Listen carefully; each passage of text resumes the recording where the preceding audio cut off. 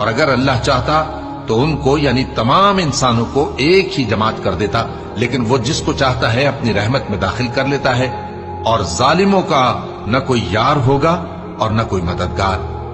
کیا انہوں نے اس کے سوا دوسروں کو کارساز بنا لیا ہے؟ سو کارساز تو اللہ ہی ہے، اور وہی مردوں کو زندہ کرے گا، اور وہ ہر چیز پر قدرت رکھتا ہے۔ اور تم لوگ جس بات میں اختلاف کرتے ہو اس کا فیصلہ اللہ کی طرف سے ہوگا۔ یہی اللہ میرا پروردگار ہے، میں اسی پر بھروسہ رکھتا ہوں اور اسی کی طرف رجوع کرتا ہوں۔ وہی ہے آسمانوں اور زمین کا پیدا کرنے والا، اسی نے تمہارے لیے تمہاری ہی جنس کے جوڑے بنائے اور چوپایوں کے بھی جوڑے بنائے۔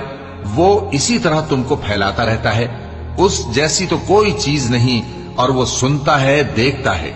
آسمانوں اور زمین کی کنجیاں اسی کے پاس ہیں، وہ جس کے لیے چاہتا ہے رزق فراخ کر دیتا ہے اور جس کے لیے چاہتا ہے